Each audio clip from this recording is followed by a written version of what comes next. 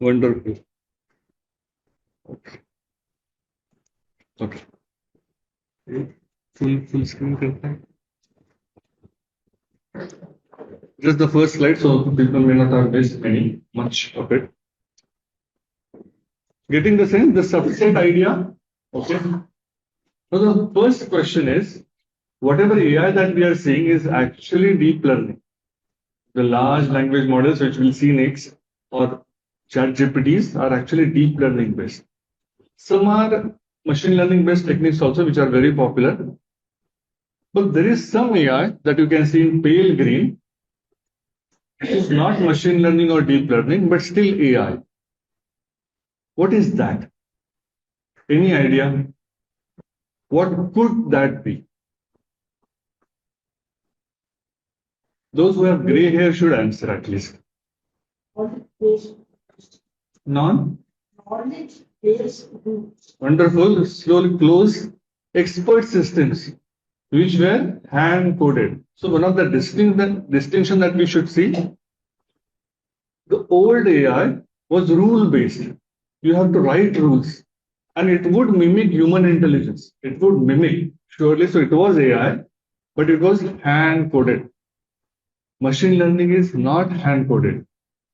It is driven by certain things, and I'll show you that. Getting the distinction. So these were expert systems in the past. On the x-axis, you see some numbers. Can you see the numbers? So AI is not 2 year old. AI is not when ChatGPT was born. AI has been there for 50, 60 years now.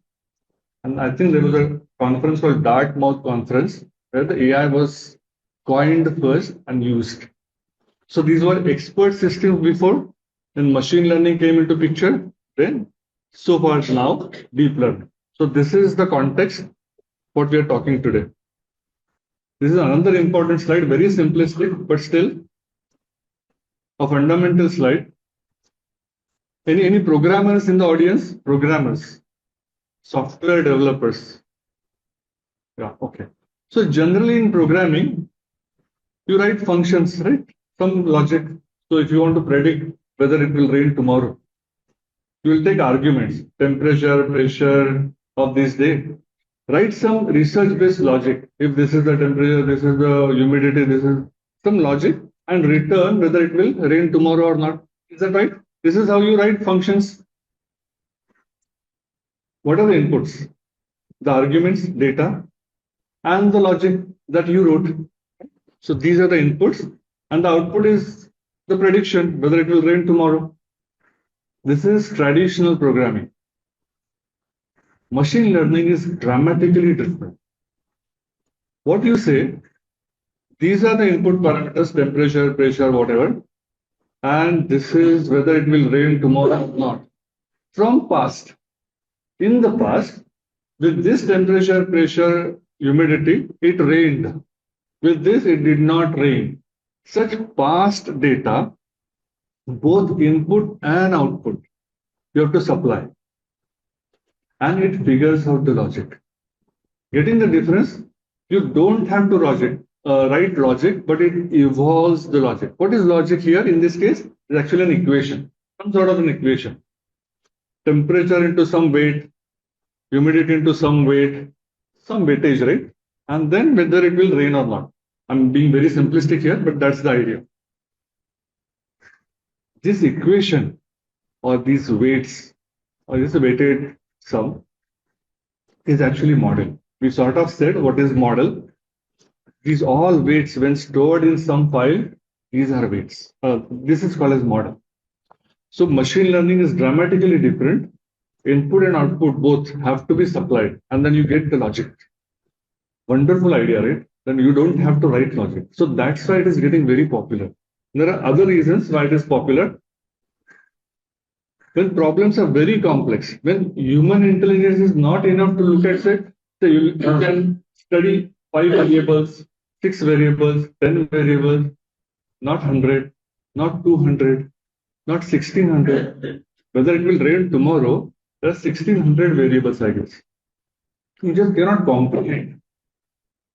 But if you supply in past all 1600 variables, and whether it rained or not, it will figure out the logic. It will figure out the relationship of these variables with the output.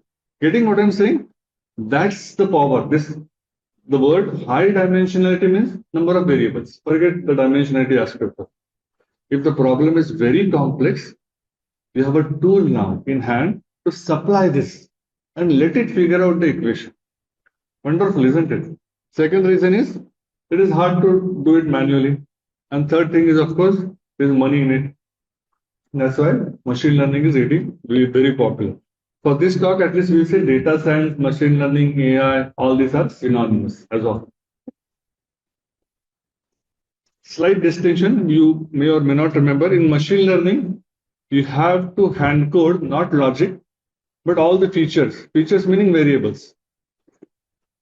But in deep learning, one more automation is given. If you use camera is off.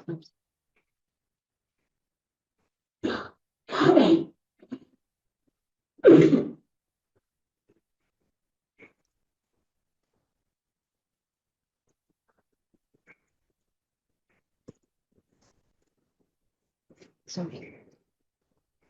Some manual input was needed for feature extraction.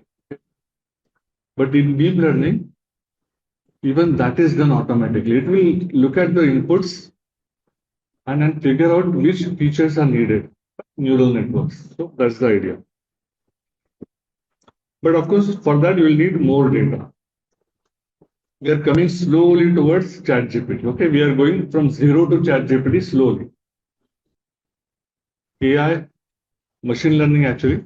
This picture is taken from somebody. So deep learning, and part of deep learning is generative AI. This is not very true. There have been rule-based generative AI also, but for now the currently popular generative AI is deep learning based, meaning neural network based. So that's the idea.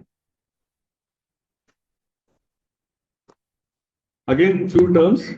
Neural networks can be used for normal numbers, predicting whether it will rain tomorrow. This is a numerical problem because temperature, pressure, everything is numerical. You can apply them on images, whether in the image there is a cat or a dog. For such problems, you can apply neural networks. You can apply them on text.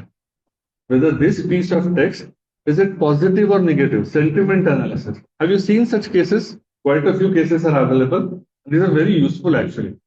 Say for a company, whether the product reviews on the website, somebody is complaining, somebody is praising, whatever. You scrape them and run a model on this.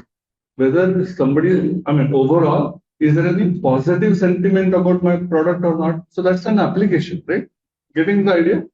So such thing is called as NLP, natural language processing. So there are two types of languages. Natural language is what we speak, English, Marathi, Hindi. The grammar is there, but slightly relaxed. You don't speak very correct grammar, right? And but there is a non-natural language. What is it called? Anybody? No. Boli Bhasha also grammar is relaxed. Where the grammar is strictly adhered to. Formal language, programming language. Programming language, you cannot relax the rules. It will start compilation error, right? It will give compilation. So natural language processing is very difficult, challenging because our language is ambiguous. At least in this area of the world, what we speak is not what we mean. Right? And if you go a little more specific, Pune 30, more difficult. Right? What we speak. So building models of natural language is very complex. And then I'm slowly coming towards LLMs. There's a specific type of problem called sequence to sequence problem. Example is machine translation. English to French, English to Marathi, whatever. Input is also sequence, output is also sequence. How do you build model? Now any idea? How do you build a machine learning or deep learning model?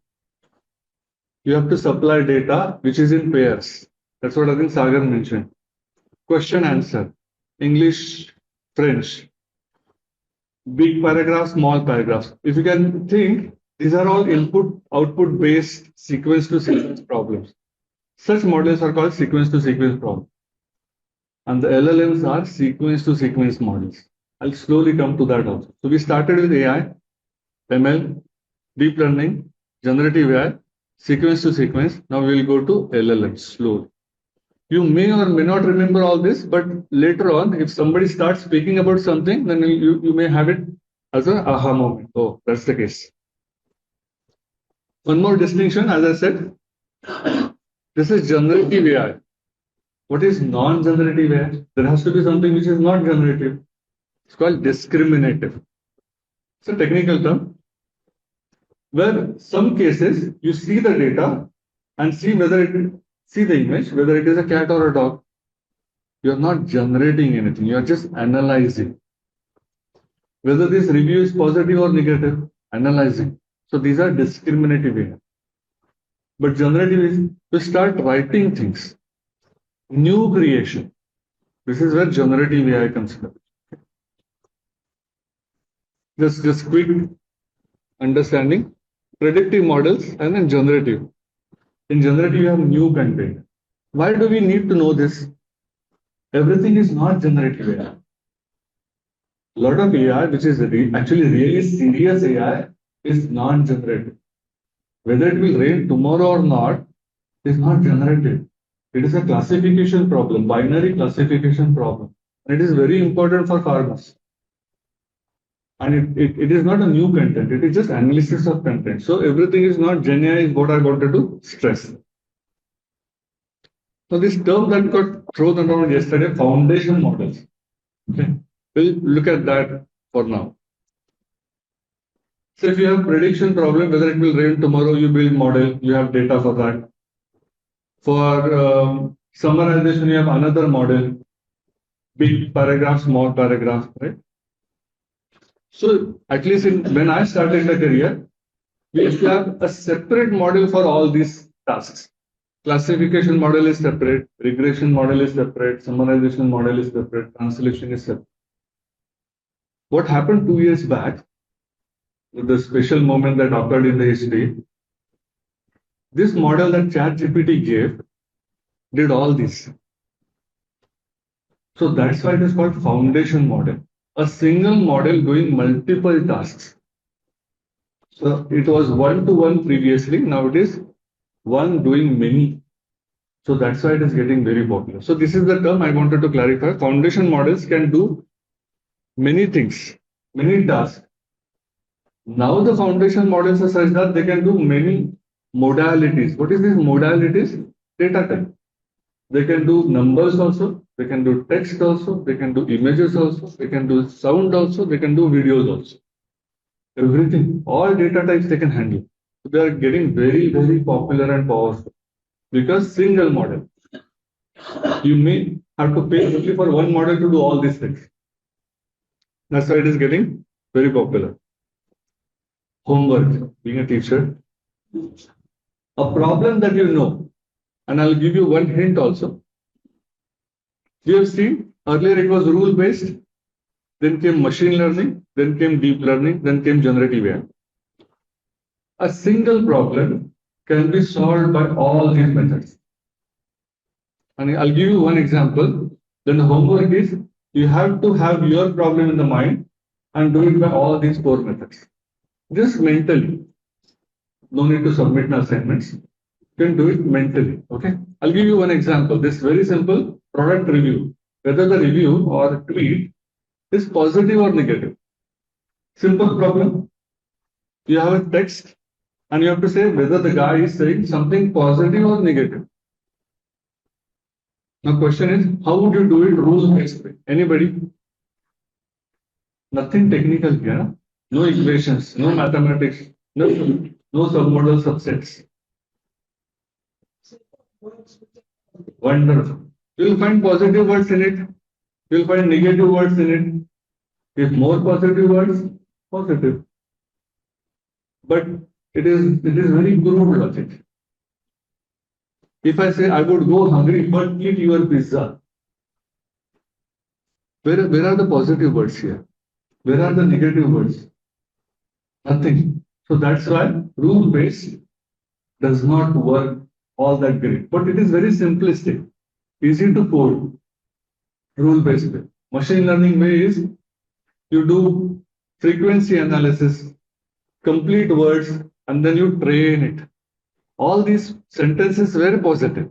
All these were negative. Now you figure out the logic. मेरा काम हो गया, right? So this is the machine learning way. Use neural network for the same. And there is something called word embeddings. Word embeddings meaning a sentence is converted to numbers first and then given to neural net. Forget the technical part of it. Use that. But the problem is same. Given text, whether it is positive or negative. So all these ways are possible. And what is the generative AI way of doing the same thing? Anybody now that you are prompt specialist in 2 days? Anybody? Same problem. Given paragraph, whether it is positive or negative, how would you do it with a prompt? A generative AI. Think. Because at the end of this conference, you should have at least good idea of what each of these technologies do. By the way, actually, I'm an AI advisor also. All these technologies are still relevant. Even in the era of LLMs, we use rule-based for sure. So nothing is higher or lower. Any idea? I'll wait for the answer now. Whether this paragraph is positive or negative, how would you do it with a prompt? Somebody else?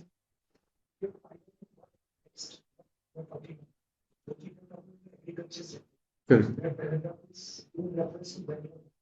Correct.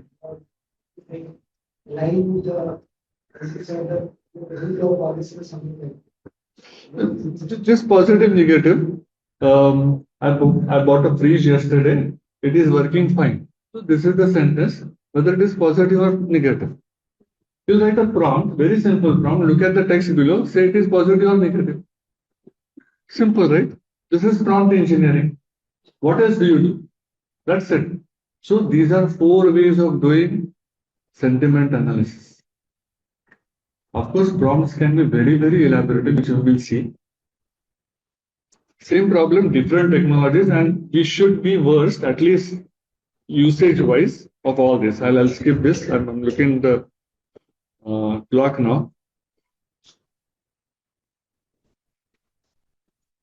What is behind ChatGPT? Anything that you know? The model name? It started with GPT 3.5. What is this GPT 3.5? What is this? Generative pre-trained transformer.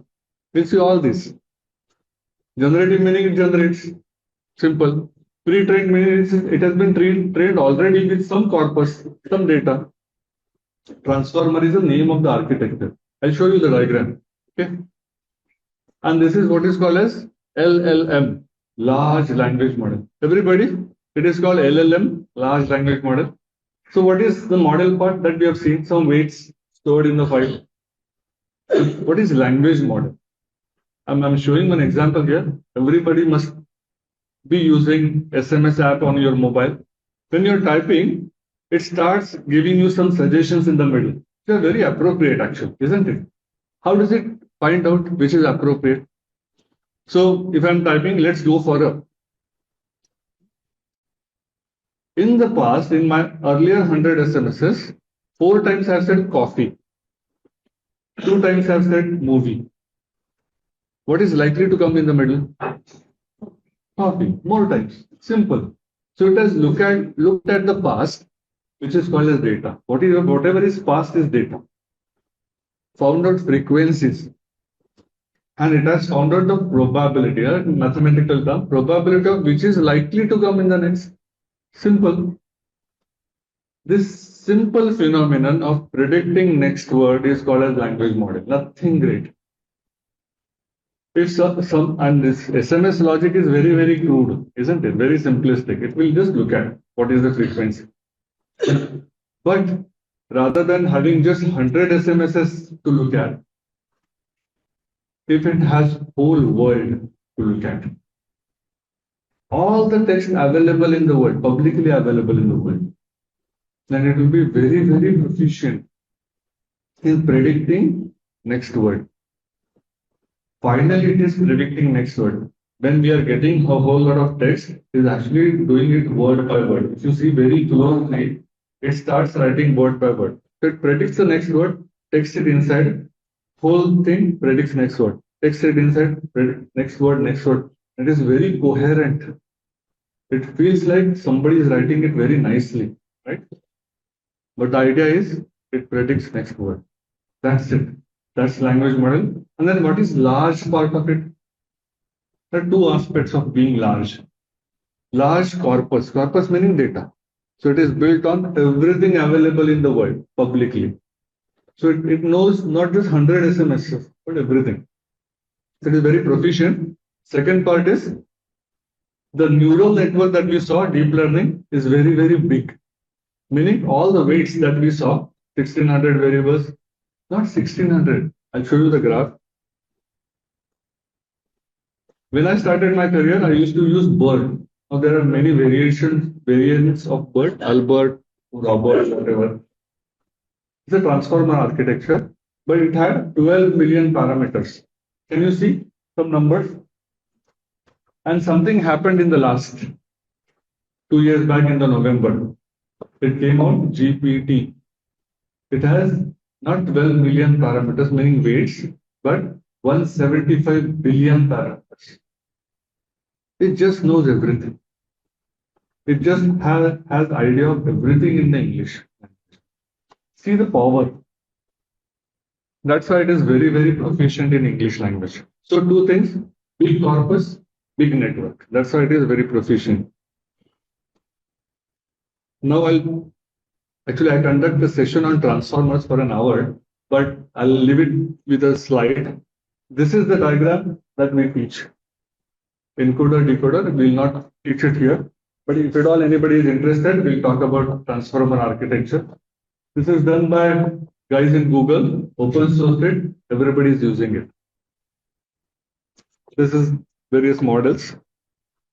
How do you talk to this transformer or GPT? Prompt, right? This is why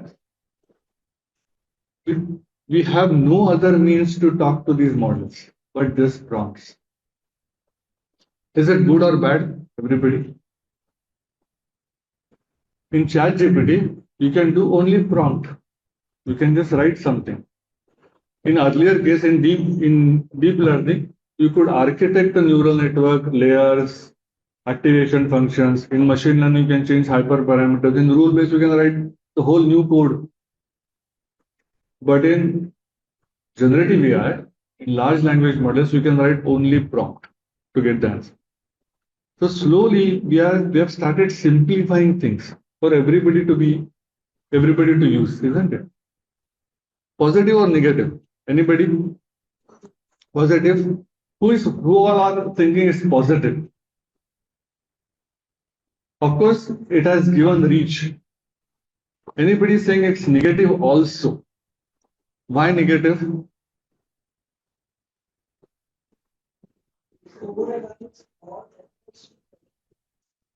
Sort of coming close, ma'am. May or may not apply to us. Yeah, go ahead.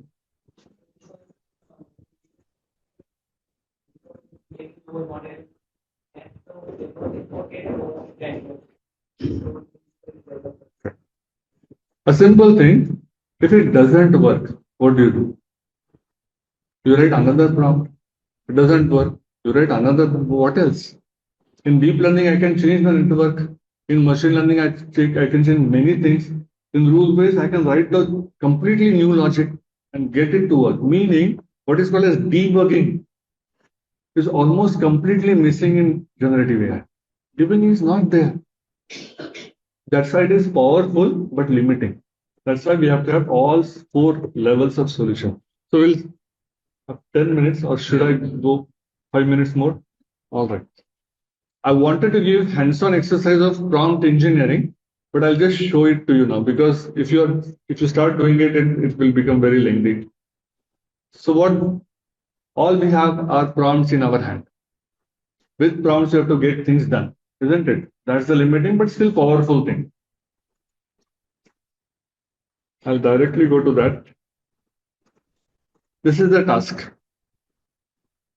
making of a sandwich. So you want a sandwich recipe.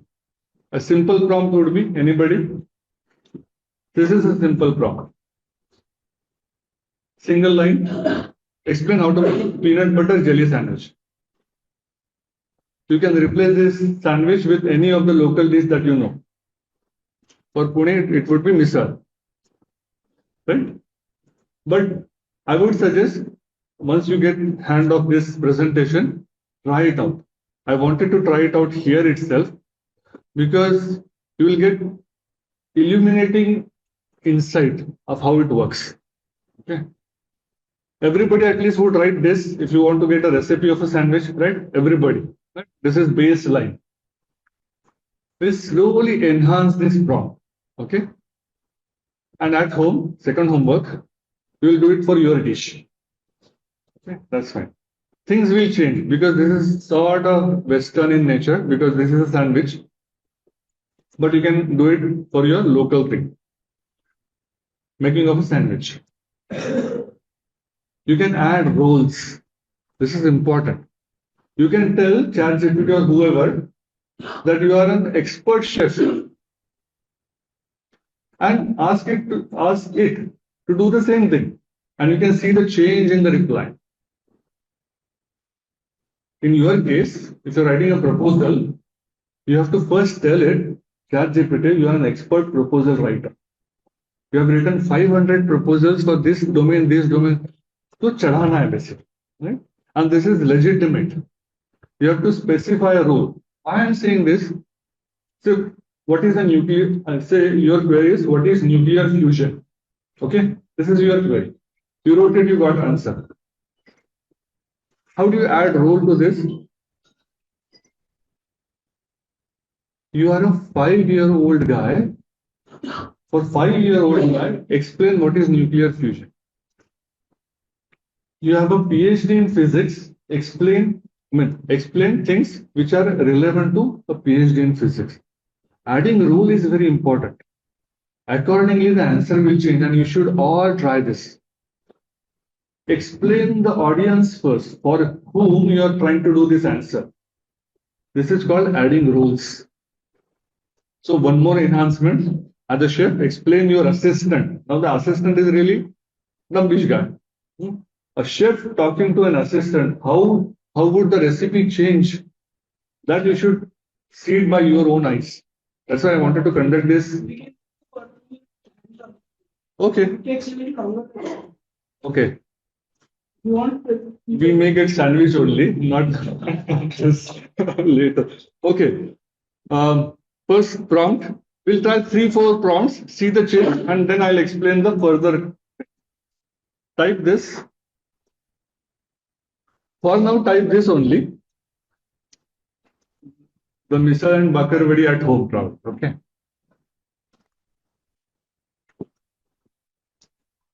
And see the change.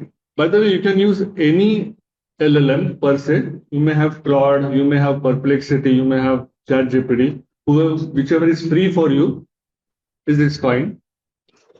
Anyway, as we saw yesterday, everybody's answer is going to be different. Even your answer doing second time would be different.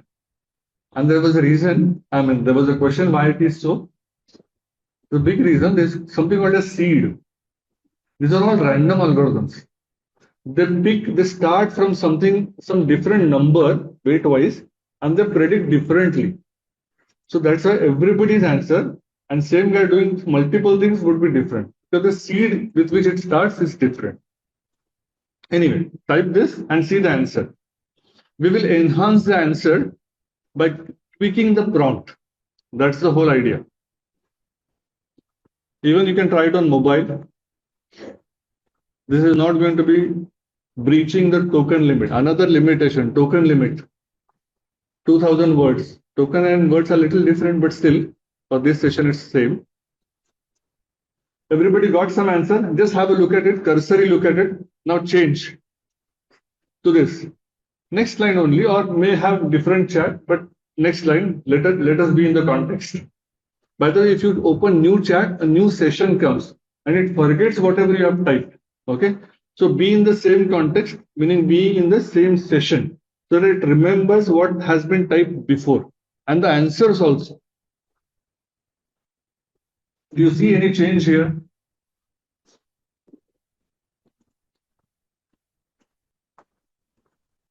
It is more of a ordering or explaining. No, mine is better, your is better. There is no such thing as, because it's all generative. Sort of okay. Everybody saw the change at least. The tone had changed. One more change, adding constraints. This is now specific to sandwich, but you can have domain specific constraints. Okay. That I don't want to put proposal in western region of Maharashtra, whatever, or to government institutions, or to foreign institutions. Accordingly, so add constraints. So you added role, meaning a persona. Now you have to apply constraint. इससे बाहर नहीं जाना है. See, somebody is wants nut free. इसको allergy है. Wants nut free, but nut free peanut butter. It is a misnomer, but still nut free. A sweet sweetener, whatever, non-sweet. So has it changed? Has it changed the ingredients? I'm giving a sandwich as an example, but at the back of your mind, you should have your domain in the mind. If I'm creating prompts for my domain, whatever agriculture, livelihood, what are the rules? What are the constraints? Say I'm a writer also. I write in local newspaper Saka. Okay. If I have to get an article, what would be constraint for me? Write only in 800 words. Or else it will start going here and there, right? Constraints are important. Adding examples in very gimmicky or flashy, it's called few shots learn. Few shots. Meaning, what do you do? Create whatever. Create two unique versions. We will not type this. Now I'll just go on because 12:30. So what I've given, now you got the sense, right? How you can enhance the prompt. I'm giving myself two recipes. Okay, the dot is actually a recipe that you have to type. Right now we cannot type. So this is a Kolhapuri misal, this is a Puneri misal. There's a religious war between them, right? Chivda ka pohe. So give both. Looking at both, give me something unique so that I can start a shop. Right? So give examples. This is called as few shots learning. Adding examples is important. Adding contextual information. My shop is in Sinhagarh Road or rural area. The ingredients may be different there than city. So this guy is a head chef. Something. So adding contextual information is important. That's why if you see very professional prompts, these prompts are very long. They give context in which you have to write. Incorporating feedback. Now this is sort of secondary. You're doing conversation. You saw first answer. No, you did not like it. You give that guy a feedback. Oh, this is and this is. It will convert and change. Adjust it. This is incorporating feedback. Give feedback very bluntly because that guy is not going to cry, isn't it? Not human. So be blunt. Time constraints, prioritization, give priority to whatever locally available items than the imported ones. Incorporate some Ayurveda knowledge in making sandwich. Vata, Pitta, Kapha. Right? So something else, right? So you can incorporate other knowledge. Adding that, my own preferences. I don't like white bread. I like only whatever multi-grain bread, something like that. Actually, we are embellishing. हम सजा रहे हैं prompt को one by one. Why are we doing this? Because when you give a simple prompt, it has all the freedom, all the randomness to generate the whatever output it gives. We want very precise output, and we want output that we like. That's why we have to give all these roles, constraints, feedback, everything to arrive at what we want. Self-criticism. You can write few sentences. You have written in the prompt itself, in the first prompt itself. Tell it to self-criticize yourself. See, is it going very costly sandwich? Just see. If it is going costly, change it. Make it budget sandwich. Or maybe it is a premium sandwich. Whatever. Ask doing self-criticism. This is very important term which is technical use, chain of thoughts. I won't go into technical details of it. In prompt engineering, it is very common chain of thought. What happens when you give a prompt, it starts spitting out. It doesn't wait.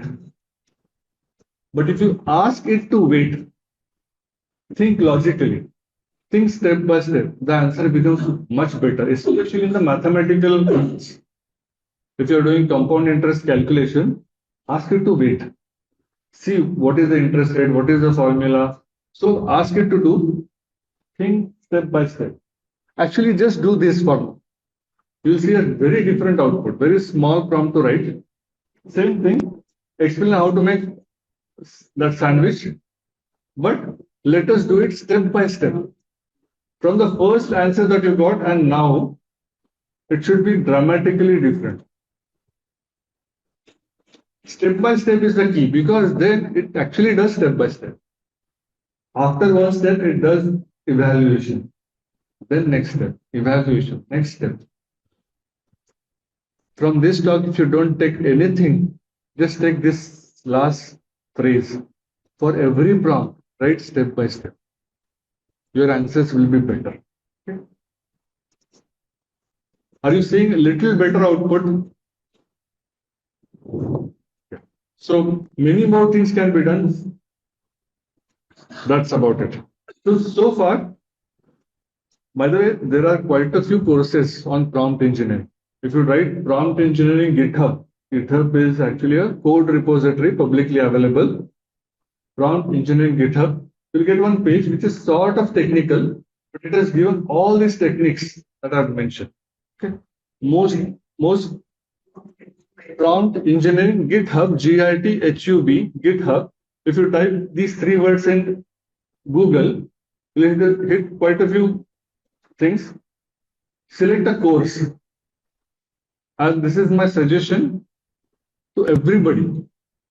At least this much technical we should do. How to write better prompts. And these are technical things. By the way, prompt engineering is now becoming a skill now. Not for writing these recipes, but doing something very mission critical. See, I used to work in what is called as legal document processing. Whether a given clause is a warranty clause or a penalty clause. If you put it as a prompt, whether it is a warranty clause or penalty clause, it will start writing anything. Verbose, it will do whatever. How to constrain it to give just one answer, penalty or warranty? Give me explanation for that. Because once I get nice answers, I'll put it in software. I'll make app out of it and start getting money. And people don't want verbose answers, they want yes or no. That's it, right? That's why getting a good prompt to give good results is very critical for making money.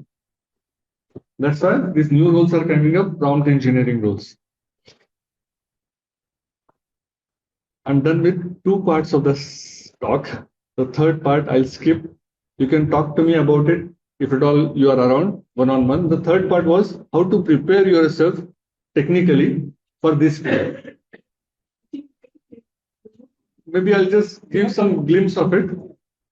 In AI, general, not generative, there are three roles that I see. A user level, which everybody is. You just use whatever is available to us, isn't it? Second is developer level.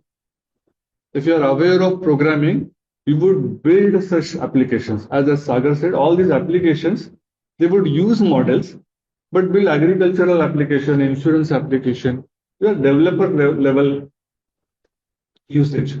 And third thing is more critical, more complex, is researcher level. User, developer, researcher. For researcher, all that you have to know is mathematics. How to create such models, right? That's very difficult. As I said, just 1 minute. Typically, it is being owned by Western guys. We are also started doing it on an open source basis. 3 levels. So today we will see the further section of my talk was really addressing the developer level. So if at all you have programming background, you can talk to me later, I'll explain. But user level, I'll say just do prompt engineering course wherever you get it. Most courses are free. No excuse. On YouTube, there are N playlists available. Do prompt engineering and you'll be fine. So this is what learning path is mainly targeted to developers, but for user, prompt engineering is fine. And by the way, this is again for developer. This is my own sketch note, single page, done by hand.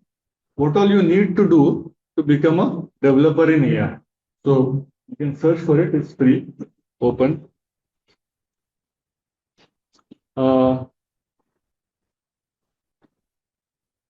Self-promotion. Now, 2 things I'll talk about. If okay. I'm more or less done with my presentation that way. For user level, prompt engineering course should be good enough.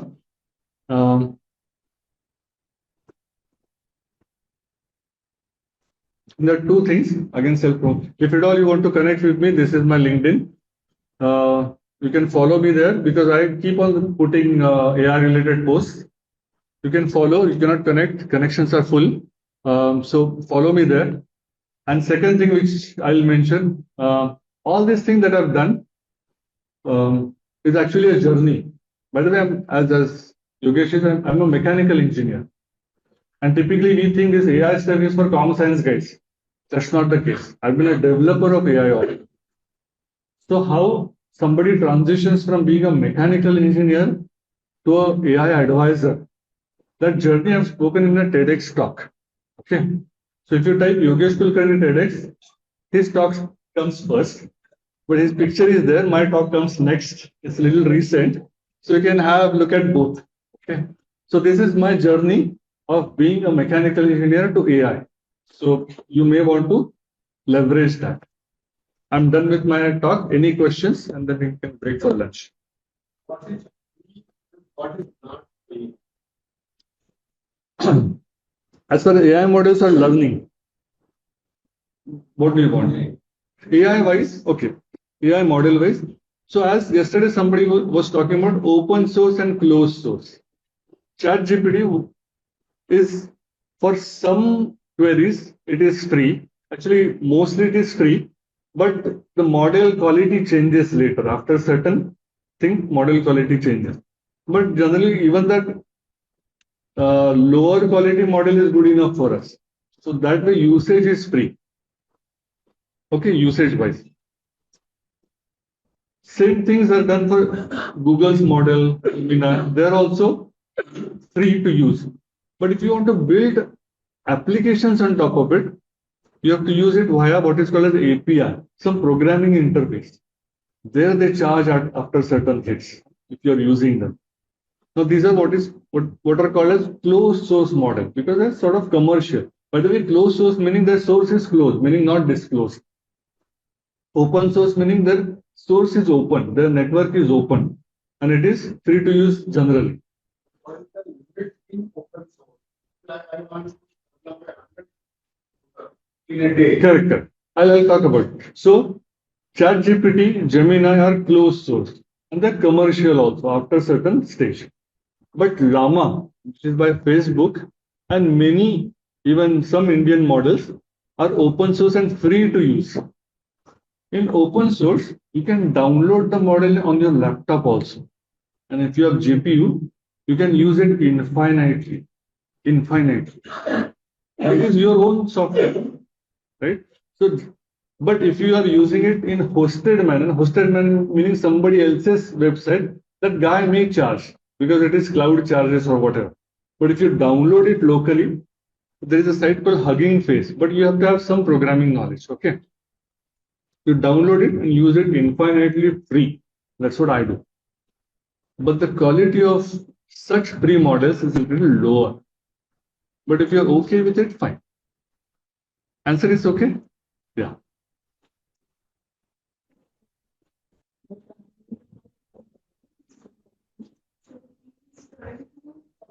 Lowers the quality of ChatGPT. So it's very possible for you to get was reading rather capture space. Trying to upload content policies to be specific. So that the right content is I'll repeat the questions for everybody. Some person is trying to improve ChatGPT model so that it gives good climate related answers, right? That's the question. Actually, it is not possible because ChatGPT, the model that ChatGPT uses, is frozen by them. So you get only answers. And if you want to correct the answers, it is not possible. It is possible on open source models. You can take Llama model and do what is called as RAG, retrieval augmented generation, or fine tuning. So you have your own data, Llama model as base model, and do fine tuning. There are many methods available. If you're interested, you can talk to me. That's what I do advisory. And such combined model will start giving good climate related answers. This is not possible with closed source because they don't open their weights. But Llama and such Llama, Mistral, and other things, they open their weights. Some of them, yeah. I think that should be good enough. We are already late by 15 minutes. Thank you so much for the opportunity.